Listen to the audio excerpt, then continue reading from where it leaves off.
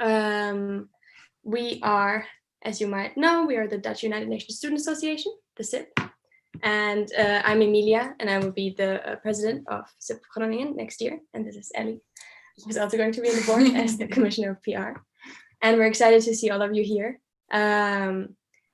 This lecture tonight will be introduced later, but I hope all of you will have a lot of fun. And afterwards, you can probably ask questions. And so I hope you enjoy getting to know SIB. And I think now the speaker is back, so that's awesome. All right. Yeah, I think we can start.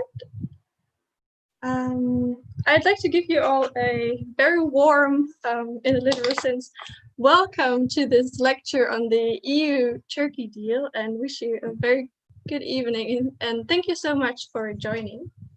Emilia has started telling you about it a bit. This lecture is organized by the Dutch United Nations Student Association.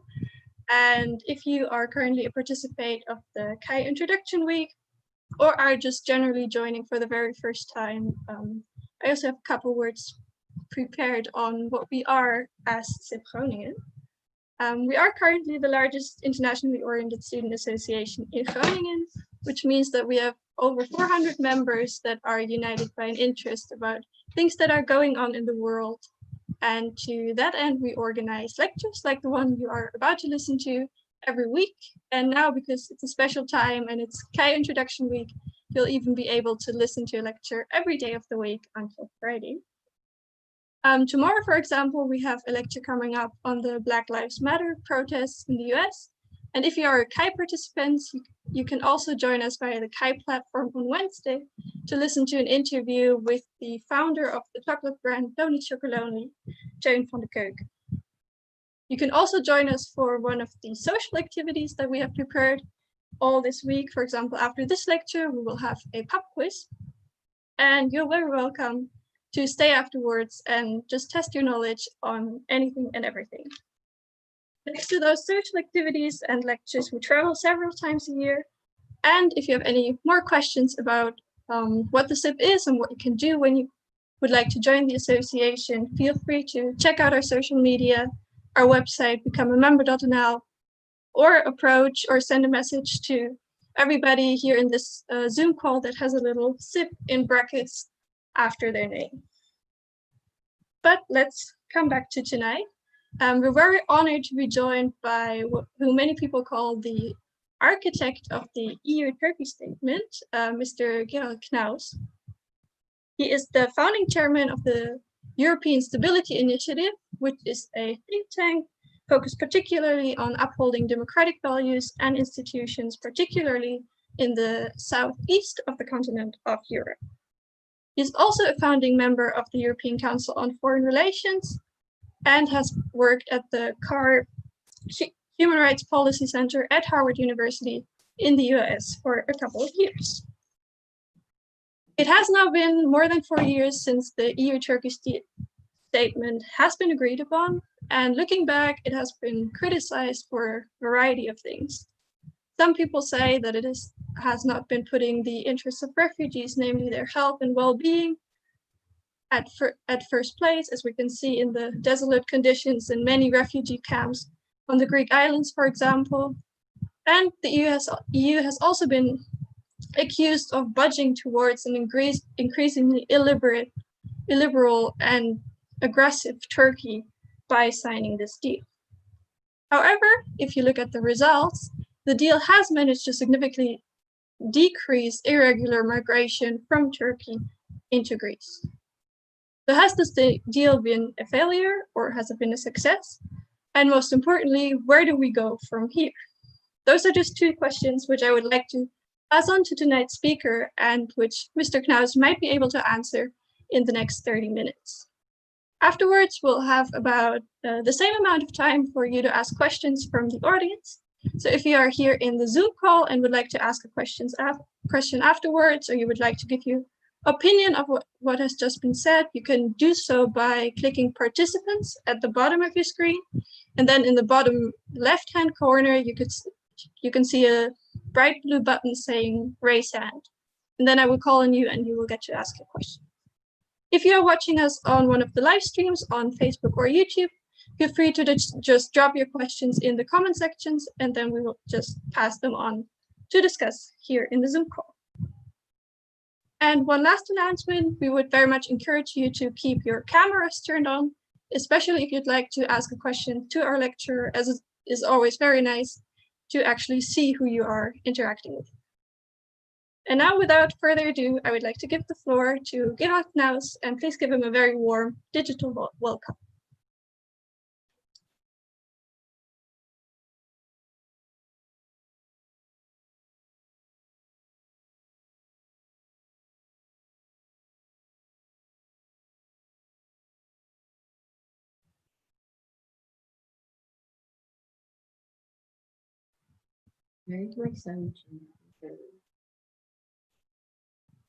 I do not think we can hear you. At least I cannot.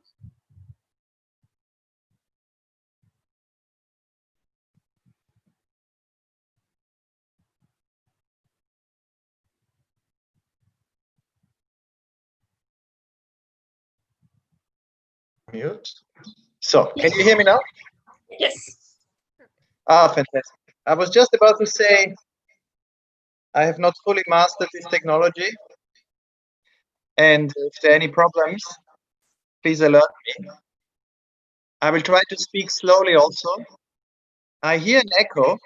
Do you hear it? Or is the communication fine? There is You hear me indeed well? a slight echo. Okay. Well, I'll try my best. I will speak slowly. I'll try to be clear. I prepared a few slides, which I will put on the screen now. And I very much look forward to the debate afterwards. And it's a real pleasure, because the issues we're about to discuss are not so much about what happened in the last 5 years, although I will talk about this quite a bit with a few facts. What we will discuss, and my starting point, is what should happen right now. And I would like to build this event as if we would all be sitting together in a room, and we hear that in 2 days we have a meeting with the German Chancellor or the Greek Prime Minister, and we all sit together and brainstorm what concretely we would recommend to them today. So let's make it very concrete. And let me share my screen. Oh, wait, it says host disabled. Can you allow me to share screen? Wait, I try again. Zulassen. Okay. I'm trying to share the screen. Ah, wait.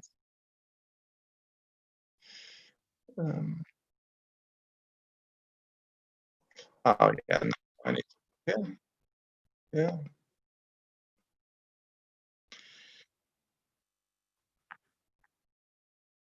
Wait. Do you see the screen now? Unfortunately not. Okay, well, again. Wait, where are we? Okay. Audio in. Video in.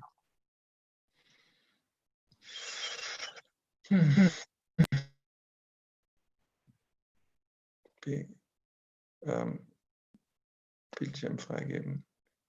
It says that it's I can't share the screen. Can you change this? It says the host has deactivated sharing the screen. Sorry, you should be able to share now. Okay. Ah, okay. Time. Now like this?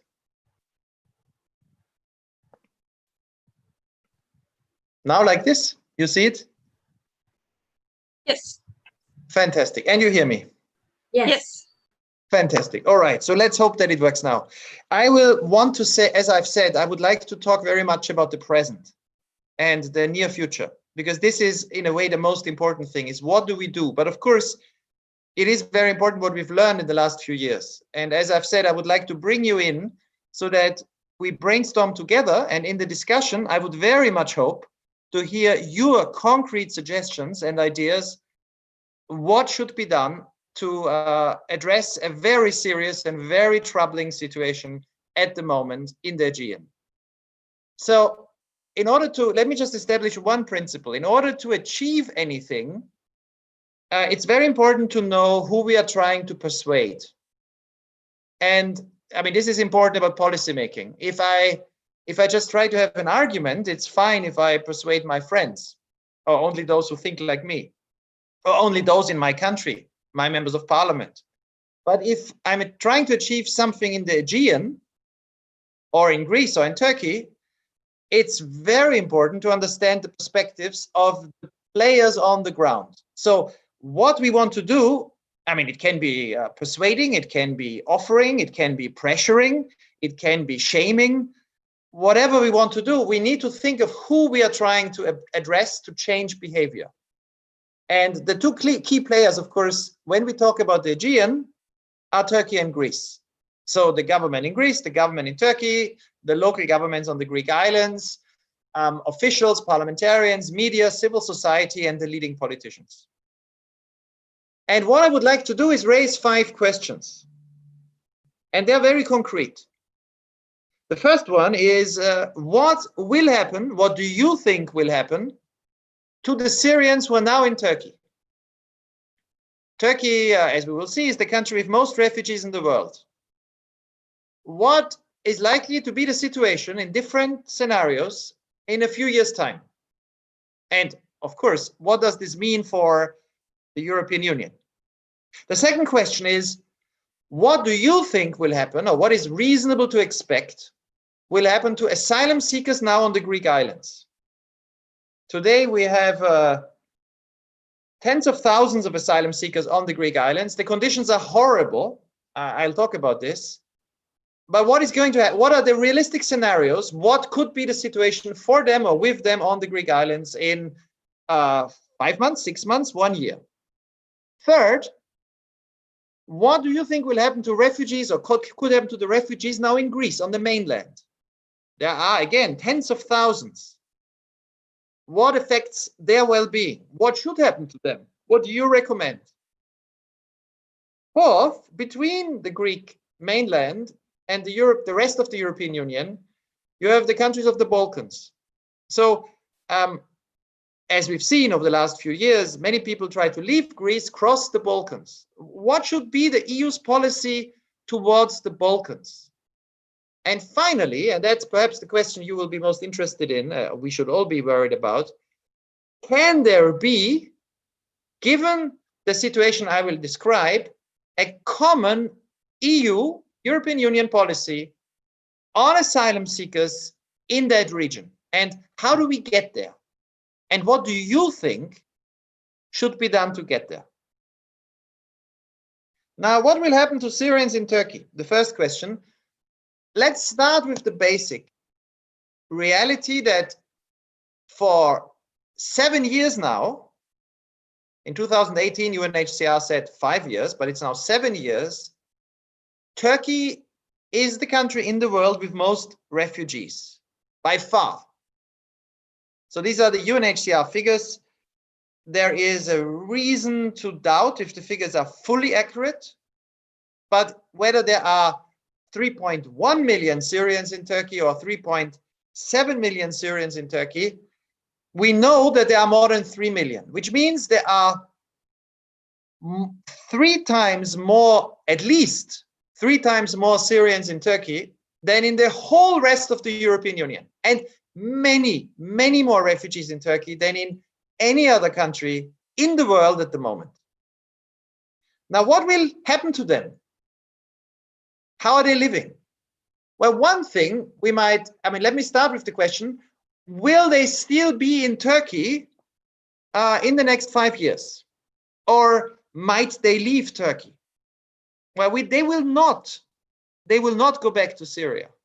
And we've seen very little return to Syria. In fact, we have seen in the last few years very little return of internally displaced Syrians. So Syrians who never left Syria but left their home, very few of them have tried to go back to their homes. So they are still in Syria, but they are too worried, too afraid. Their houses are destroyed. So even the millions in Syria don't go home. So it's really reasonable to expect that the millions of Syrians in Turkey will not go home. Will they go to Greece? Well, if we look at, these are the numbers of people who left Turkey across the sea every month since the beginning of 2014. And what you see here is a very interesting dynamic. You see that there was exactly 1 year. And it started, if you look at the column for 2015, in April 2015. There were then 14,000 people in 1 month. And from April 2015 until March 2016, exactly 12 months, you had 1 million people. If you add them up, these 12 months, 1 million people crossed from Turkey to Greece. But this was completely exceptional. It stopped in April 2016, and it stopped when the EU and Turkey reached the EU-Turkey statement, which entered into force at the end of March. In the period since then, you see the numbers of arrivals per month. It's around 30,000 in 2017, 30,000 in 2018, 60,000 in 2019, and very, very few people this year. So until May, it was less than 8,000. In June, it was a few hundred. Now, if this trend continues, whether it's 30,000 or 60,000, you can be certain then that the number of refugees in Turkey, of Syrian refugees in Turkey, in the next 5 years will continue to increase. Why? Because, well, at the moment, I just take one typical week this year, June, because at the moment, nobody's leaving Turkey. At the moment, very, very few people manage to leave Turkey to Greece, across the sea or across the land. And of those who leave Turkey, very few are Syrians at the moment. Most of them are Afghans. Now, here is the picture in July. And what you see, a typical week in July, just now, 20 to 26 July. In that week, 43 people left Turkey by boat to Greece. And nobody, zero, crossed the land border. Now, in the week, you see that here, early July, nobody crossed the sea. In the middle of July, it was 174 people. But basically, in a month, you have 200-300 people. Why that is the case, we will discuss. And I should tell you that this is after the end of the EU-Turkey statement. The EU's Turkey statement, as I will explain, stopped in March 2020. Turkey is no longer respecting the agreement. It said it's over because the EU is not respecting its side of the agreement. And so what we have is, without an agreement with Turkey, Greece has managed to stop arrivals. Which methods have they used?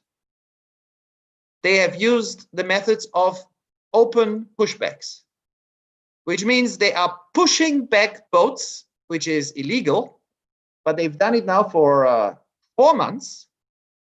They are pushing back people at the land border, and they are pushing back boats at sea. And so in the last few months, basically with these methods, which require no cooperation from Turkey, this is just what Greece does autonomously, very few people leave Turkey. Is this a problem? It's a huge problem because it's very dangerous and it's completely legal. So what we are having at the moment in the Aegean is every day openly breaking international, Greek and European law on asylum and reception. But it has nothing to do with the EU-Turkey statement. This is what happened the last 5 months. Since the end of the EU-Turkey statement, Greece has said, okay, we don't have a cooperation with Turkey. There's no cooperation. So what we do is we just push people back. But let me get back to the first question. What will happen to the Syrians in Turkey? Those people who are now crossing, most of them are not Syrians. Most of them, as you see here, are Afghans. This was last year when 60,000 people crossed. And even then, 40% were from Afghanistan. 1/4, 27% were Syrians. Now this year, it's many, many, many, many less.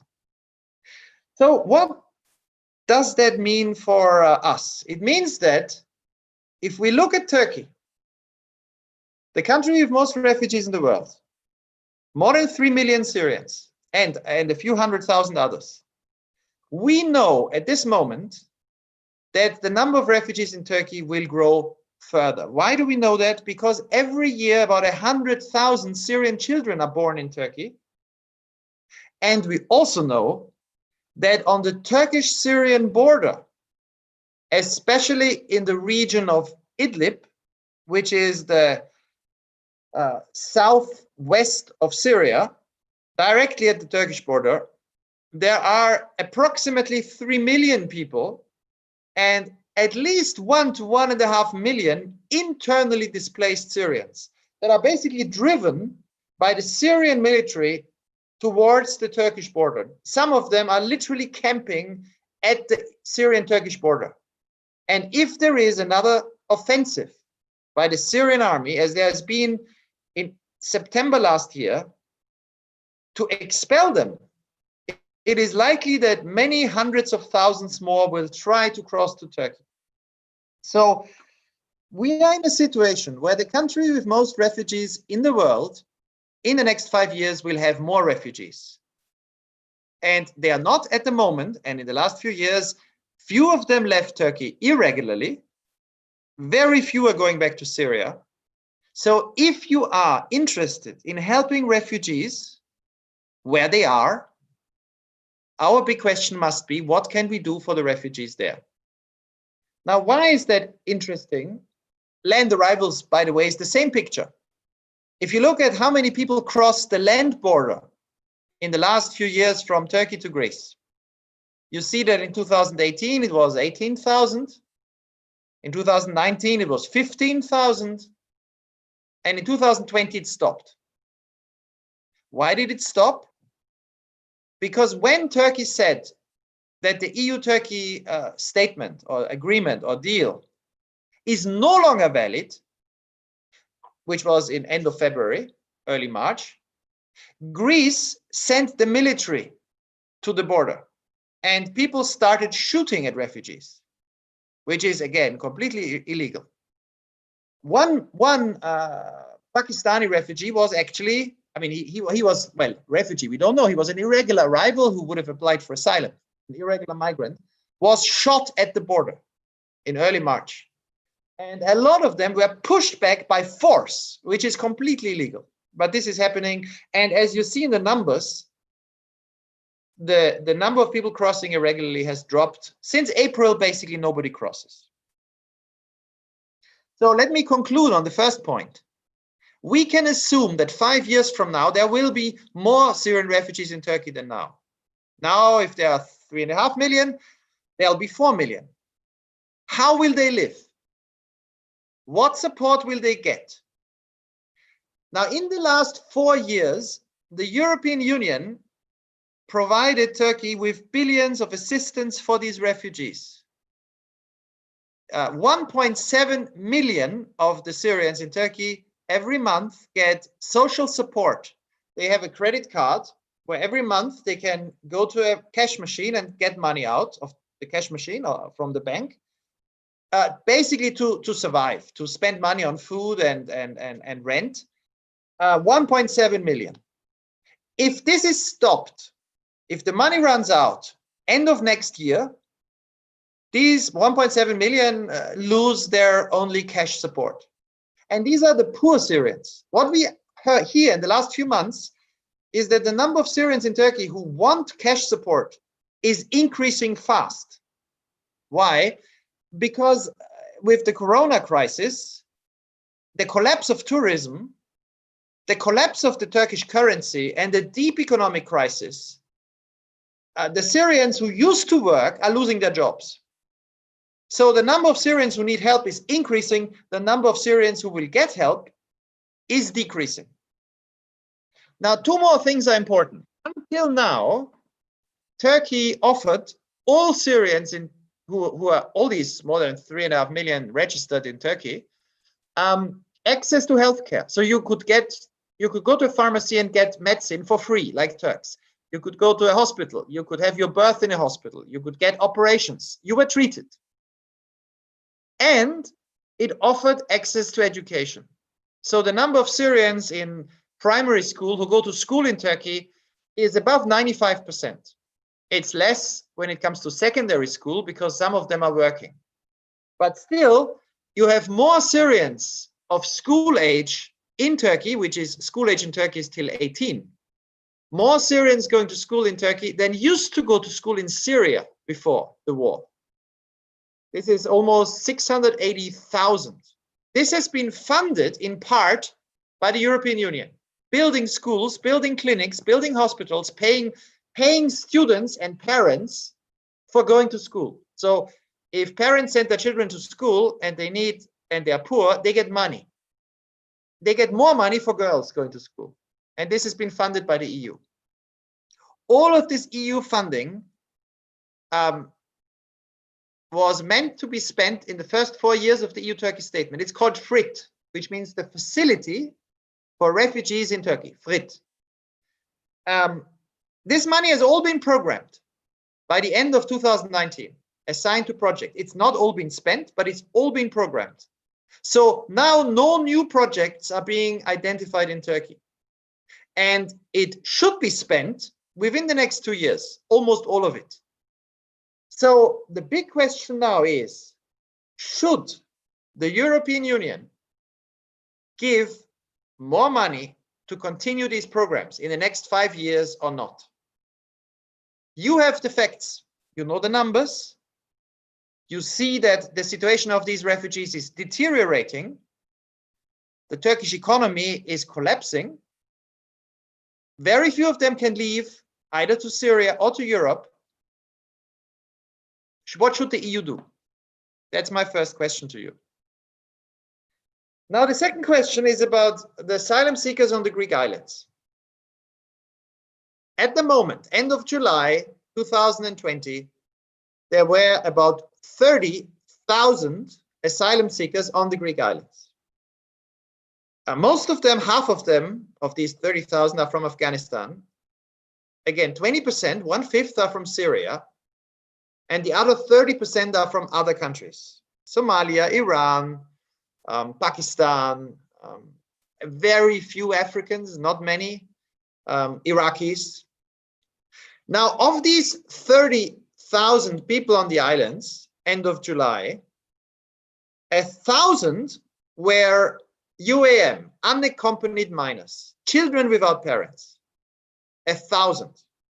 But more than 10,000, one third, were minors under the age of 18.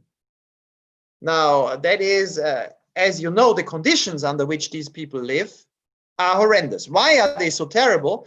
Because there's no capacity for them to accommodate them in line with EU standards.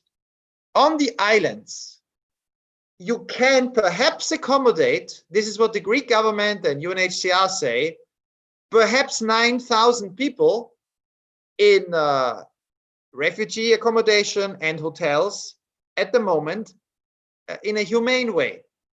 But you don't have 9,000 there. You had, well, this was in early June, 35,000 there, now still 30,000 or perhaps 28,000. But many times the number that you can accommodate in a humane way. That means that you have people sleeping, they have no mattresses. They sleep on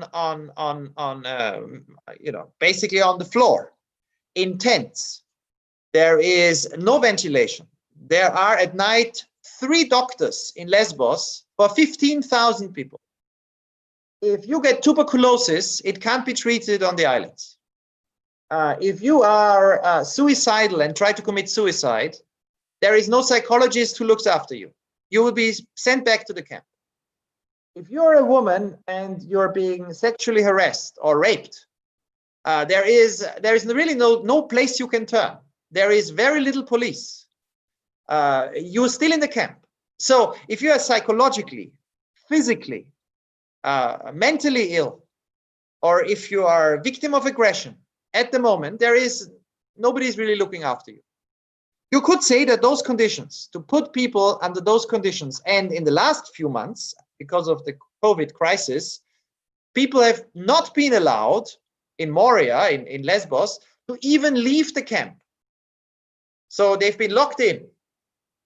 Now, in all of Greece, the lockdown has been lifted. It's not been lifted for these asylum seekers. It continues. You could say, I would say, that these conditions amount to torture. You know, this is not only illegal, it is severely mistreating people. I mean, these conditions, you don't have them in the poorest countries of the world for asylum seekers. So we know the problem. But what do we do? Where will they go? This is winter, right? So it's terrible in summer, right now, very hot. It was always awful in winter. So now we know in 3 months it will be winter again, in 4 months. Until then, what could be done? Now, here is one thing that is unlikely to work at the moment. Well, no, it will never work. These 30,000 people will not be returned to Turkey. That's for sure. Why? Because Turkey will not take them. Turkey was never prepared to take, well, you understand why. Turkey says, we have the most refugees in the world. We have 3 times the number of Syrians that all of Europe has taken. Why would we want to take 30,000 people from Greece? Actually, under the EU-Turkey statement, since the 20th of March, 2016, when it entered into force, so you see here the numbers of returns from Greece to Turkey, the number has gone down every year. This year, basically since March, since the 5th of March, there have been 0 returns to Turkey. That's because Turkey no longer respects the agreement. But even before, in all of 2019, there have been 200 returns to Turkey. This is interesting because what it means is that more people were returned from Greece to Turkey before the EU-Turkey statement than since. In January, February, March 2016, without the EU-Turkey statement, many more people were returned to Turkey than in the last 3 years altogether. So basically, they're on the islands. They will not be returned to Turkey. Where else can they go? Well, they can go to the Greek mainland, right? Or, well, here is just, sorry, just to show you the chance of being returned since the EU-Turkey statement was agreed for Syrians, Afghans, Iraqis, and Pakistanis, the biggest groups, was below 1% for Syrians, Afghans, and Iraqis. Why this is, we can discuss. Now, if they cannot or will not, if they will not be returned to Turkey, can they be taken from the islands to Europe? Well, my colleagues and I have been arguing for this now for many, many months, that there should be relocation from the Greek islands for many reasons. I mean, one reason is they will not be taken back to Turkey. Another reason is the terrible conditions. And the third reason is the danger from Corona, from COVID-19. If you have so many people packed together, it is a huge risk if one of them or if some of them get infected. There is 0 possibility for people in these camps to socially distance. Even to wash their hands regularly is impossible. Now, how many people have been taken from the Greek islands this year, in 2020? Here you see the numbers, and it's a very, very clear message from the rest of Europe. Less than or about 200 people have been taken from the Greek islands to Europe. Only children and some parents to Germany. Here you see the numbers and the countries. Portugal, Finland, Luxembourg, Ireland, and by far the most important, Germany. But it's still only about 200 children. I told you there are 10,000 children on the islands. There are 1,000 unaccompanied minors. So in Germany, there is a big debate. I'm talking to the politicians a lot. I can tell you more about it. Some politicians in Germany say they are prepared to take 1,000 people. Others say they will take 500 people. The land of Berlin, the land of North Rhine-Westphalia, Germany has promised to take more people. But what you see here is that considering the crisis, if this is the numbers, if these are the numbers, it will not solve the problem for anyone. So if this continues at this speed, by the winter, you will still have 20,000 people on the islands. And in relocation 2016-17, I didn't put the table in here. I have it somewhere. I can send it to you. In 2 years, 22,000 people were taken from Greece to Turkey. But at that time, it was an official policy. Some EU countries participated. So we could take 20,000 people. We know how to do it. But at the moment, it's not agreed in the EU and nobody does it. So third question. If the people from the islands will not be returned to Turkey, for sure. They will need to go, they will not, currently, they are not going to go to other European countries. The Netherlands takes nobody, just to put that in perspective. Germany takes a few, Portugal, etc.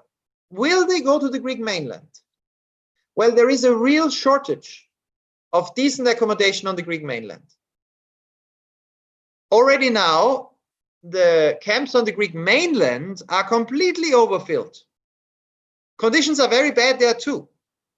The Committee for Prevention of Torture of the Council of Europe looked at detention conditions on the mainland last year and said that some of those camps were complete violation of Council of Europe standards. And it's grown a lot worse. What's happened in the last few months is that the Greek government, because there's so little space for asylum seekers, has pushed recognized refugees out of the accommodation for asylum seekers. Now, once you are recognized as a refugee, you no longer qualify for a special accommodation. So people are put in the street. And you see them in Athens now again, public squares. And services to recognized refugees that were provided by UNHCR are being cut. So if you are an asylum seeker in Greece, until recently also a recognized refugee, you used to get monthly money paid by the EU through UNHCR. Now this is being reduced. So what will happen to refugees in Greece? Well, if you move the people now from the islands to the mainland with nothing else happening, you will simply have more people in the streets. So this doesn't solve the problem. Can you transfer them out of Greece in another way? Well, there is one way in which you can transfer people from Greece to the rest of Europe. And that is the Dublin Agreement. There is a great cliche in Europe, a great misunderstanding that the Dublin Agreement is bad for Greece. Now, the cliche is that Dublin means everybody has to stay in Greece, and if you leave Greece, you're being returned because you should be processed in Greece. Now, this is very misleading. If you look at the numbers, since 2013, 15,000 people, asylum seekers, were transferred from Greece to other European countries because of Dublin. But only 82 people were moved from other European countries back to Greece. Why is that? Well, Dublin says that if you have family in other countries, you will be moved there. So Greece managed to move 15,000 people who are in Greece because they have family, let's say in Germany. But if you arrive in Germany and you're registered in Greece and you're supposed to be sent there, you can't be sent back to Greece. Why? Because conditions are so bad in Greece that German courts will not allow it. And this is true for almost all European countries. So the result is that under Dublin, in well, 1, 2, 3, 4, 5, 6, 7, 8 years, you had 82 people moved back to Greece from the whole of Europe.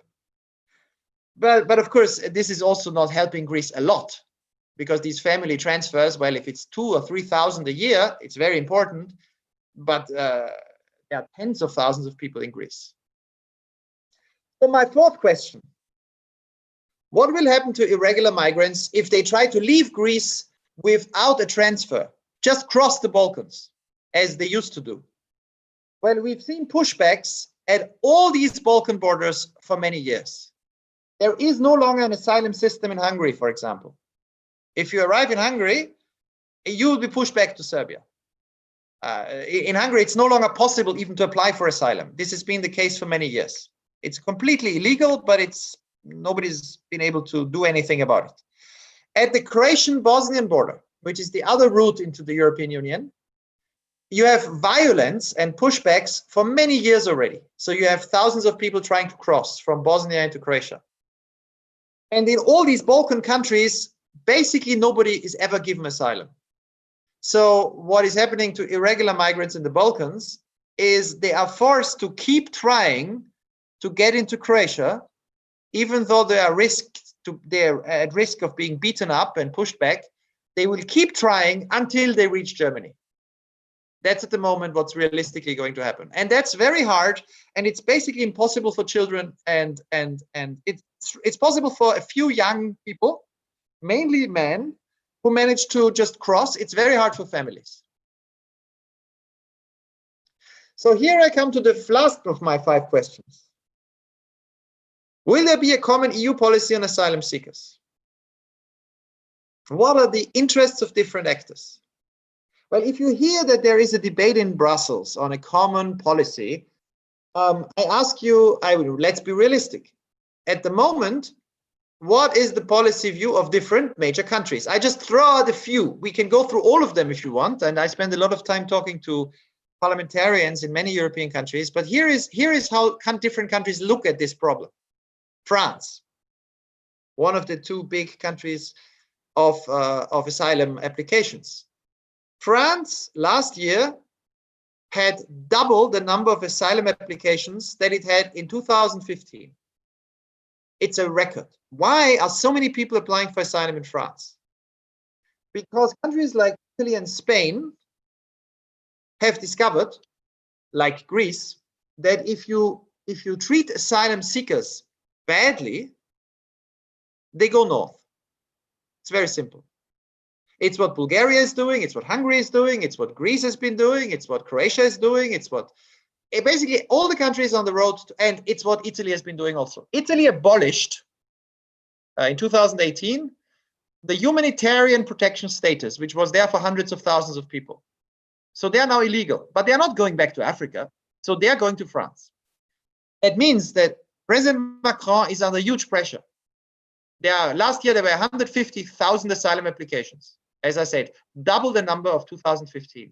And you have a far-right party, the Front National, which says this is a reason to close all the borders. But in fact, France has tried and it's not succeeding. The Netherlands, well, you know the Netherlands better. I've been going to The Hague a lot. I know parliamentarians. I've been in your ministries, and I've said, why don't you join Germany taking people from Greece? But at the moment, as you know, there is not a big appetite for this in the Netherlands. I don't know what you think is realistic. Hungary, Poland, and Austria have governments that are very proud to say that they will take nobody from Greece to Italy. And that leaves Germany. I mean, you have a big debate in Germany. Should Germany do it alone? I argue for this. I think if Germans, politicians and civil society and the voters believe that you should help refugees that are in a bad situation and that you should help Greece, then do it alone. But in Germany, a lot of people say we need to wait for a European solution. And if you look around Europe, it is crystal clear to me that there will be no European solution, because the other countries don't need one and don't want one.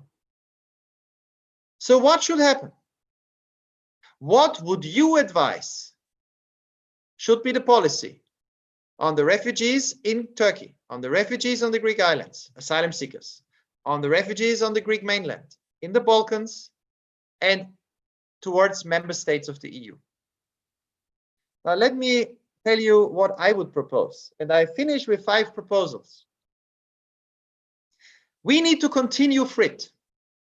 We need to continue, if we care about refugees, the biggest number in the world, and we want we don't want this to collapse in Turkey with major tensions, an economic crisis, and 5% of the population are refugees. You can see how this can go wrong.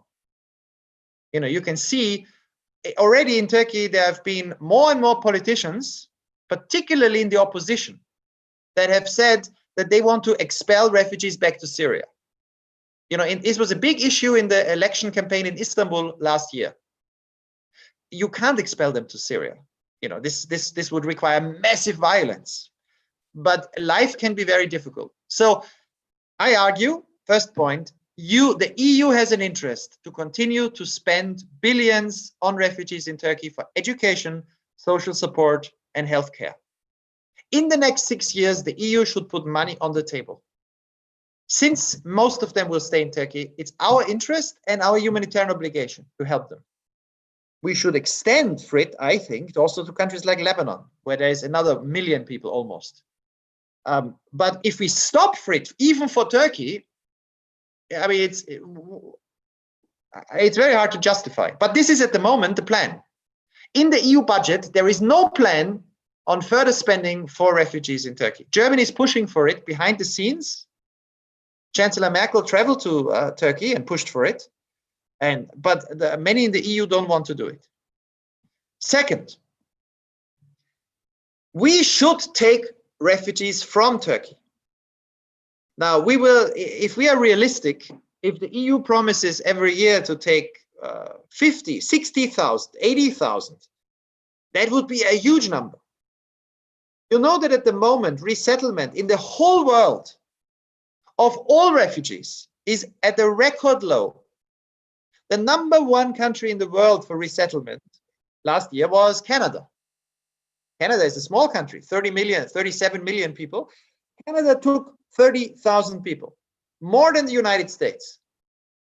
Now, these 30,000 refugees that were resettled to Canada, 20,000 were resettled in a very, very interesting way through sponsorship by private individuals. So if a few people come together and guarantee that they pay for the refugee, they can sponsor a refugee to come in. 10,000 were taken by the Canadian government. And so you end up with 30,000 refugees resettled last year in Canada. But the United States has taken less. Europe is taking, Europe is taking half the refugees resettled in the world, but it's very few altogether. But we promised Turkey in 2016 that we would resettle refugees from Turkey. And the reason we promised it is that Turkey in return promised to take people back from Greece. So are we going to do that? In the last 6 years, all of Europe took 30,000 refugees from Turkey. We need to do better. We need to take more. Now, the third thing is we have to stop the pushbacks that we have seen on the EU, on the Greek-Turkish border since March 2020. And that means we need to allow people who arrive to apply for asylum. Now, the only way you can get Greece to do that is if you have a new agreement with Turkey that those who do not need asylum in Europe can be sent back. Then those who do need asylum in Europe can stay in Greece. And then we need, of course, a new program of improving conditions on the Greek islands. Now, what we have at the moment is the Australian strategy of Nauru, which is you put people on an island and conditions are terrible, and the terrible conditions are supposed to keep them from coming. If we want to have decent conditions, the only alternative to persuade the Greek government and the islanders is to say, everyone who's now on the islands will move to the mainland. They will not be moved to Turkey.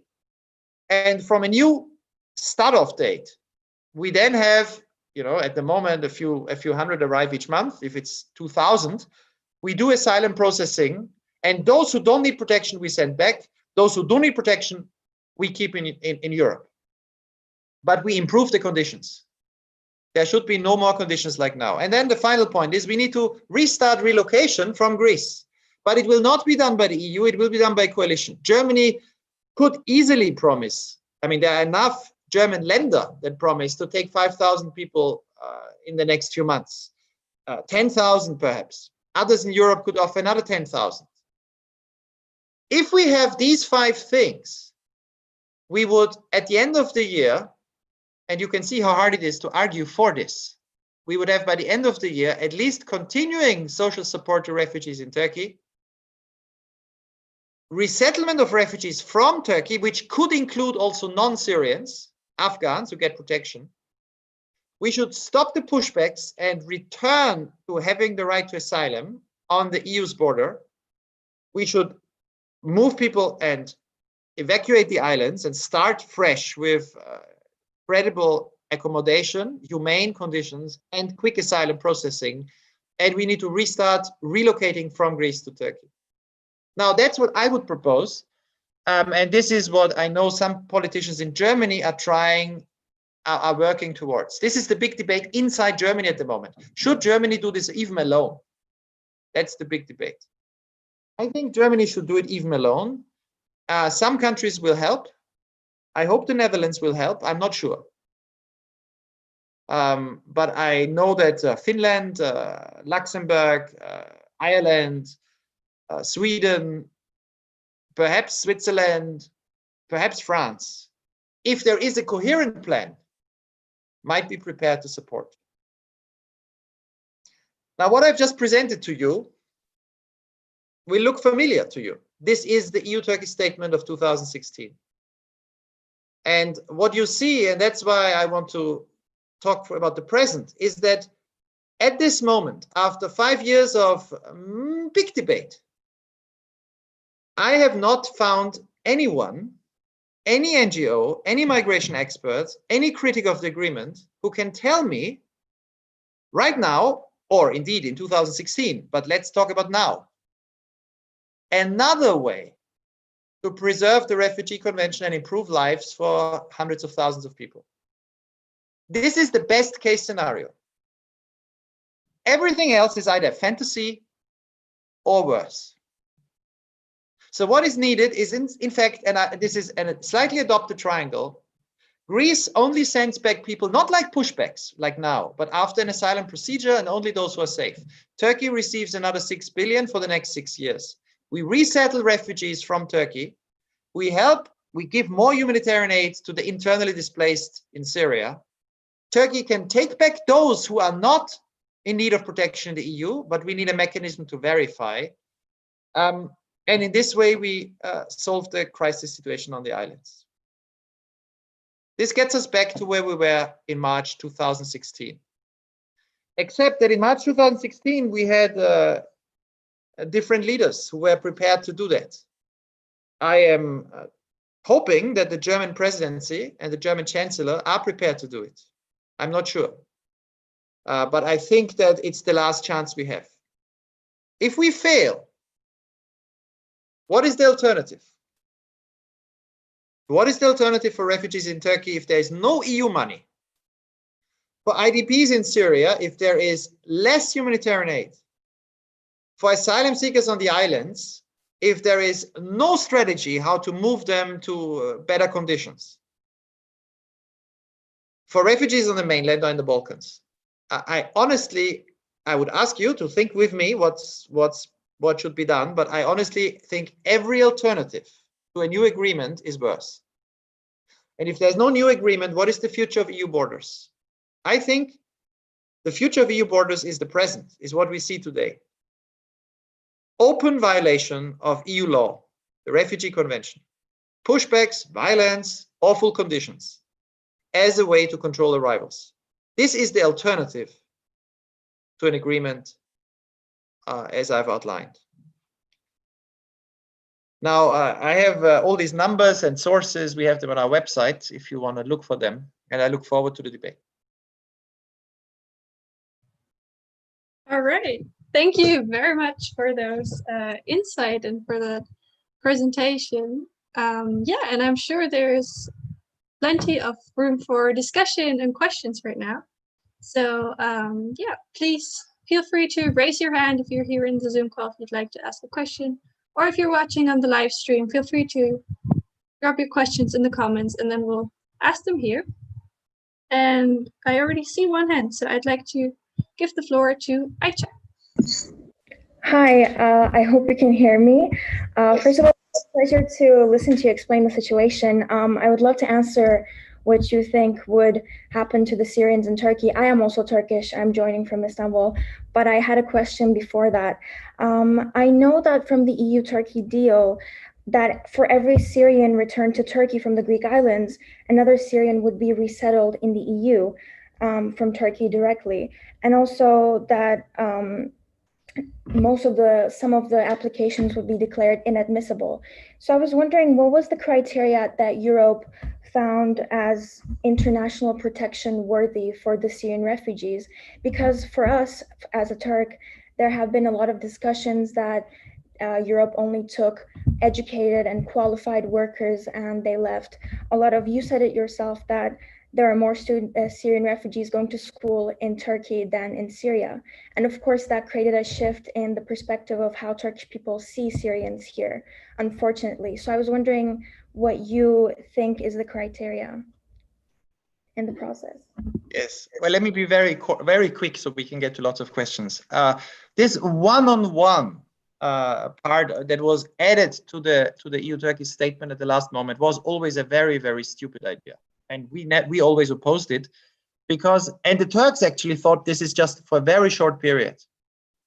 If you think about it just for 1 second, this one-on-one is very bad for Turkey because it means when nobody leaves to Greece, the EU stops taking people from Turkey, right? So when the agreement works and nobody leaves to Greece, so there's nobody to be returned to Turkey, one-on-one would mean Turkey keeps everyone. Yeah. So the Turks didn't actually push for one-on-one. They pushed for what is in the agreement, and it's the most important part at the time, point 4, which says when the number of people who leave Turkey reduces, and it has reduced immediately, then a humanitarian resettlement of a larger number begins. So when the EU, when the Dutch presidency, Mr. Rutte, Mr. Samson at that time in the coalition government negotiated with Turkey, Diederik Samson talked openly, and this was the talks with the Turks, that the EU would be prepared to take 250,000 people from Turkey. Now, this was never written down, but the Turkish Prime Minister at that time, Ahmet Davutoglu, expected that the EU would take huge numbers. And this is actually point 4 of the agreement. Now, the good thing is one-on-one was never implemented. From the beginning, the EU took more people than it returned. I mean, the EU returned 2,400 people, I think, in total, and the EU took 30,000 people from Turkey. But 30,000 people in 4.5 years is much, much less than Turkey expected. Yeah. So this is on the one-on-one. I think the one-on-one should just be dropped. We don't need this. This was never important to the agreement. What you need is to say, if Turkey takes back people who are safe in Turkey, the EU should take a much larger number of people from Turkey to the EU. Now, on who is safe in Turkey, the EU-Turkey statement is just a declaration. It's not a law. It doesn't change laws. So the law that the EU had before is still in force. Anybody who needs protection in Turkey and who can't get it in Turkey cannot be returned. So an Afghan at the moment who arrives on the Greek islands, you can do a normal asylum application. You can see if this is a refugee, basically. You can see a refugee in Afghanistan. If you find that it's not a refugee, and in Germany, 40 or 30% of Afghans get refugee status. In the EU as a whole, I think it's 50%. So if you're not a refugee after fair procedure, well, then you can be returned. I mean, this is in line with the Refugee Convention. But if you are a refugee, at the moment, you cannot be returned to Turkey because Turkey does not offer protection to Afghans. But Turkey does offer protection to Syrians. So the difference between Syrians and others is that you can return Syrians to Turkey if in Turkey they immediately, which is what Turkey promised and what Turkey has done, immediately get the protection status that millions of Syrians have. As you know, there are millions of Syrians with unlimited status in Turkey. Now, they're saying it's close to almost 5. Well, I don't know how true that information is, but yeah. Sorry, what are you saying? It said in your statistics that it was 3.7 million. I don't know how true that is, but it said that they're close to 5 million. Like I said, oh, I don't know well, I mean, if you are interested, I can go into the details. The Turks never deregistered the million who left to Europe. Oh, okay. So what they did is they made a new survey. So DGMM, the Director General for Migration Management, made a new assessment, and they found in a new assessment, and there was a huge interest of Syrians to register because you need to get the new card for access to healthcare, education, etc. In that new assessment, they found 2.8 million Syrians. Now they say, however, that there are 3.6 million. That's why I say I'm not sure there are 3.6 million. It might just be 3 million. But honestly, 3 million is still the largest number of refugees in the world, plus many, many times the number of Syrians you have in Europe. Now, in addition to the millions of Syrians, you have a few 100,000 others. They are not really refugees because Turkey doesn't give refugee status to others, but there are lots of irregular migrants that might be refugees if they go to Europe. So Afghans, Iraqis, others. So this is why I mean, Turkey is the country with most refugees in the world, but I really doubt that it's more than 4 million, if that answers your question. Thank you so much. Sorry, the last thing on resettlement of refugees from Turkey to Europe. You're right. There was a very, very silly debate in Europe that Turkey was offering, especially vulnerable people, to go to Europe. And Europeans said, no, no, no, we want educated people. This is completely stupid because resettlement worldwide should be for vulnerable people. I mean, that's even written in the idea for resettlement. Now, of course, vulnerable people are more difficult because you need healthcare, you need to look after them. But I mean, it's what I proposed at the time, and still is you could say that the EU takes half the refugees it takes from Turkey should be vulnerable people, and the other half just do a lottery. You know, those who want to go to Europe, they could apply and then make a lottery. So you don't actually choose individuals. But at the moment, the problem is that very few countries in Europe are ready to take anyone. I mean, from Turkey, who has taken people? Germany, France, the Netherlands, a few thousand, Sweden, but most countries in Europe take nobody. Thank you. All right, thank you very much. I think our next question comes from either Yoshi or Jessica. Yes, it's from me actually. First of all, I want to say thank you for the lecture. It was very pleasant to listen to, although the topic is obviously very non-pleasant. So I'd like to ask you about the proposals that you've made. Although I'm in favor of those, and I think they're best case scenario with the current situation of the EU and the regression of some states going back to less, like democratic states. Do you reckon this is, personally, I would not say it's very realistic to think that these are actually things that, could work. Do you reckon this is a very realistic perspective, or would you say that it's very different to what you would propose? I think it is realistic. Not because I believe in the idealism of European governments. I don't believe that the EU will agree to anything on this.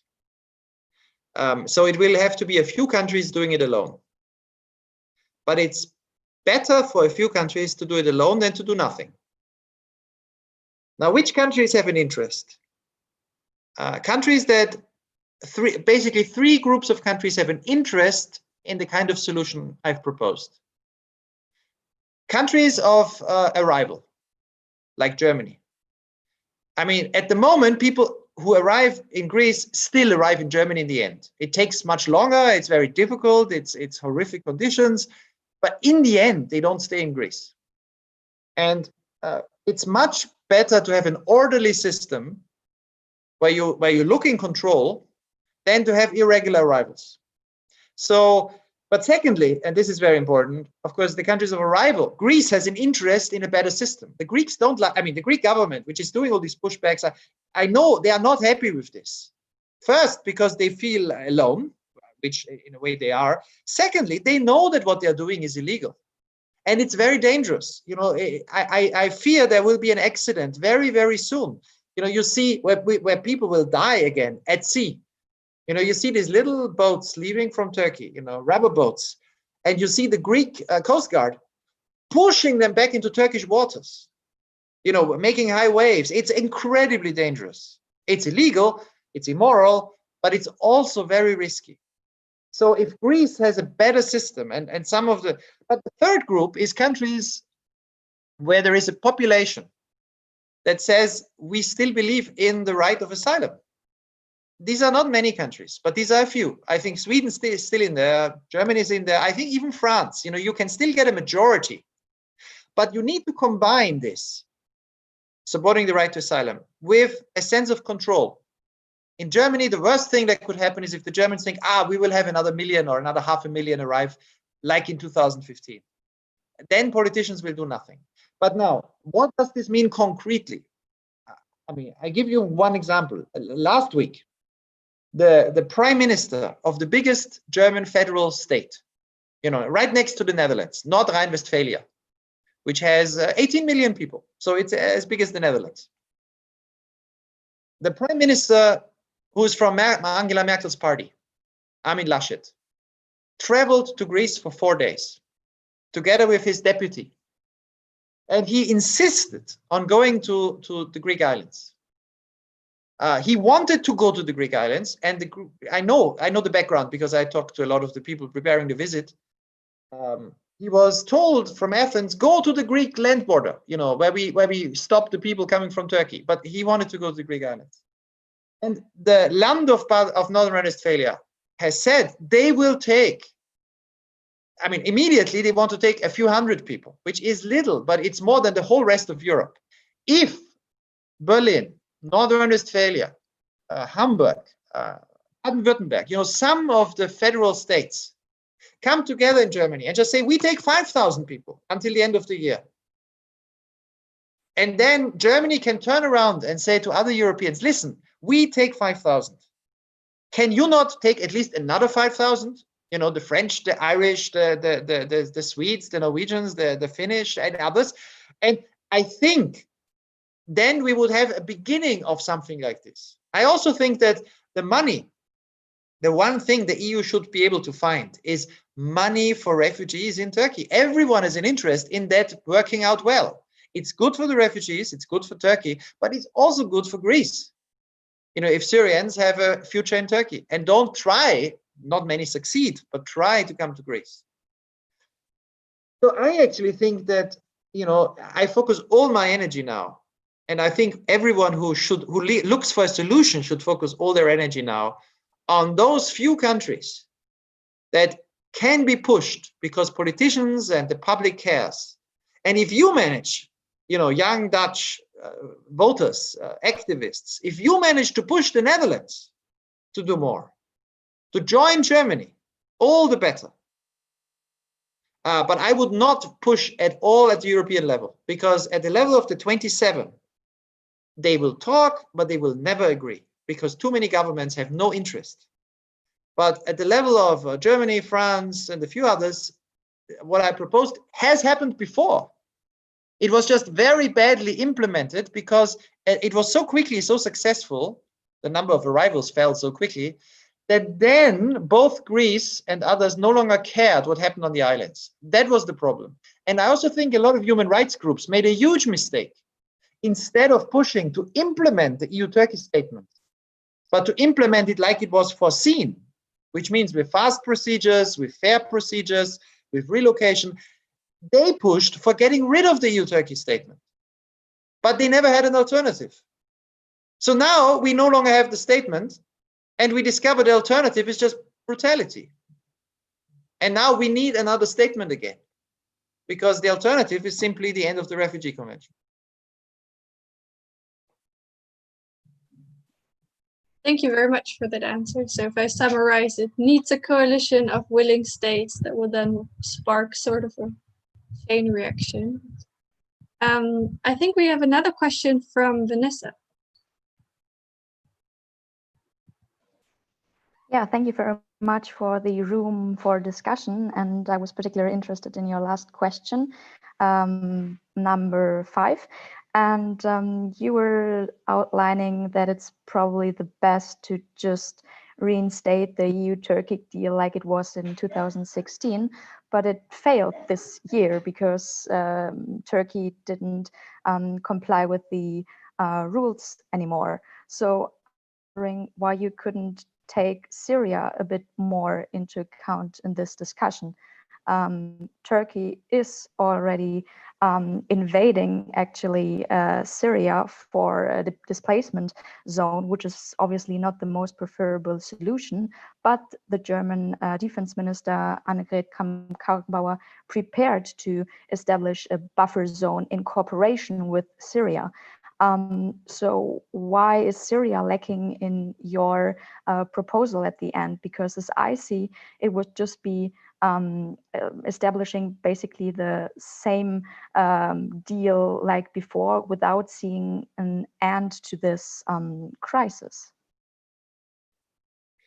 Well, no, it's not the same deal as before, because the biggest failure, of course, was not Turkey. The biggest failure in this deal was in Greece. I mean, the conditions on the islands, because although only very few people arrived, on average 2,500 people a month for 4 years, the Greeks and the European Union together were unable to decide their cases. This was not for lack of resources. This was for lack of will. And the end result was that people just got, well, obviously, if 2,500 people arrive and every month you only take 2,000 decisions, every month 500 people more stay on the island. And so you ended up with these conditions you saw. This, of course, was a failure, but as I have just written a book which comes out in German. If you read German, it will come out in October, where I describe that this was intentional. You know, this was the Greek strategy, because Greece preferred, the previous government, Alexis Tsipras, preferred having bad conditions on the islands, keep people coming, than having fast asylum and having some returns, because returns were unpopular. Bad conditions on the islands, less so, because Greeks could just blame somebody else. This has to change. You know, if there is another agreement, you need to have this changed. But why did Turkey call off the agreement? It wasn't because Turkey broke the agreement. It's because the only thing Turkey got out of this agreement was the money from the EU. And the EU basically guaranteed the money for 4 years and then told the Turks, we don't want to talk about more money. So the EU was thinking that Turkey would just cooperate without any benefit. Now, if you know the Turkish politicians, that is extremely naive. Why would they do a favor to the EU? I mean, that's not very realistic, right? So what we are actually arguing is that the EU should put money on the table again, because Turkey, the refugees in Turkey need money, and Turkey needs that money. As long as it's spent on refugees, it's very good spent money. But you're right about asking about Syria, except that this too is very complicated. I mean, first of all, the Germans don't support a buffer zone in Turkey. Angela Merkel came to Turkey early this year. She gave a press conference. She visited Ankara, and she was very clear. The only thing the Germans can consider is anything together with UNHCR, and UNHCR, of course, is against any buffer zone. It's also the only thing that you have at the moment, and this is a real devil's dilemma, is you have these areas, Afrin and Idlib, which are on the Turkish border, where there are millions of displaced people. Now, we can discuss Turkey's role in Syria, but what you can say about Idlib is that there, without Turkey, I mean, these refugees would die. I mean, it's Turkey that supports that all the humanitarian aid comes in. Many of them were fleeing Assad. There are Kurds who fled Turkey, but there are lots of people who fled Assad, and many of them are internally displaced in Idlib. Now, the question is, what should the EU do there? I mean, you could say it should take 1 million people, but that's completely unrealistic. Nobody will take them. It should say that it should send troops to protect them against the next offensive so that they are not expelled. I don't see any country prepared to do that. So at the moment, the very least the EU can do is to give humanitarian support. I mean, I suppose you would probably be in favor of that too. What else can the EU do? And the idea that the EU can tell Turkey what to do with refugees, when the policy of Europe at the EU-Turkish border is an everyday violation of the Refugee Convention under the eyes of the Turkish authorities. I mean, what the richest continent in the world is doing in the Aegean is it's telling the world, just break the Refugee Convention. That's every day now. So Europe at the moment has no credibility to tell Turkey. I think this is very sad. I mean, if Europe should respect its own laws, then perhaps we can also say something to others. But if European countries are breaking the Refugee Convention, are shooting at unarmed migrants at the land border, are pushing back boats, are treating people. I mean, if you listen to Erdogan, the president of Turkey, speaking about Greece, the camps, you know, I mean, he likes to beat up the EU, but when he speaks about the Greek camps, he's right. So at the moment, it's a bit difficult for the EU to have a policy on the internally displaced in Syria. I mean, if you have ideas, let me know.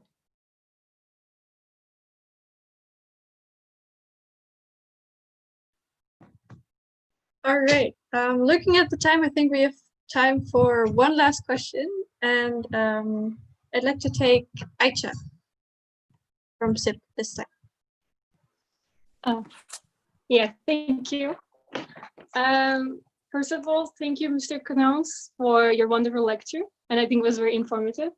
And I have a question about the funding, the FRIT, and I'm wondering, what do you think the EU's reaction will be if the funding is not enough in the next 6 years and it needs to be increased due to the overpopulation of maybe the refugees, or since Syrians get funding, or Syrian children get funding for each children in the family, and since they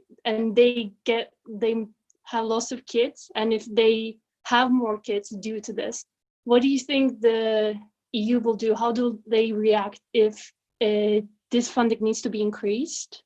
Since even if we don't take, I'm a Turkish, by the way, and if Turkey doesn't take any more refugees, if the number of Syrians increase, if they overpopulate, and we need to find a solution for this, how do you think the EU will react? Do you think they will increase the funding, or do they account for this in the budget? Well, at the moment, you know, one strange thing is that all EU governments, even those who say we, like Austria, we don't want to take any refugees, they usually say we want to help refugees in third countries. So they usually say, we think it's better to help them in other countries so they don't come to us. But then when you actually have to do it, they don't. Right? So it's not very honest. What you have at the moment is millions of refugees in Turkey. I mean, it's not just Turkey, it's also Lebanon, it's Jordan, mainly those three countries.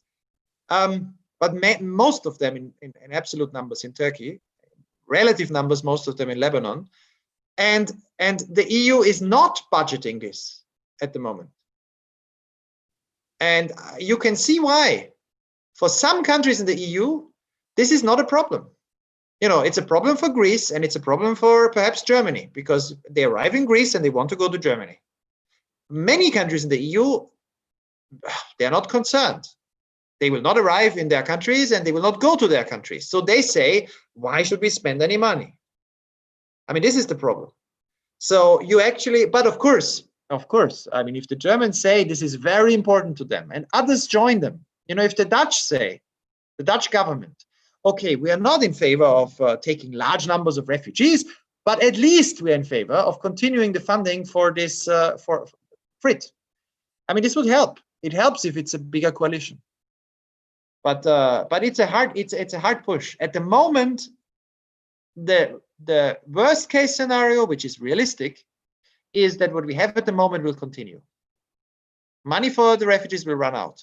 The tension in Turkey between Syrians and Turks will increase because an economic crisis, and at the same time, the EU will use essentially illegal methods, pushbacks.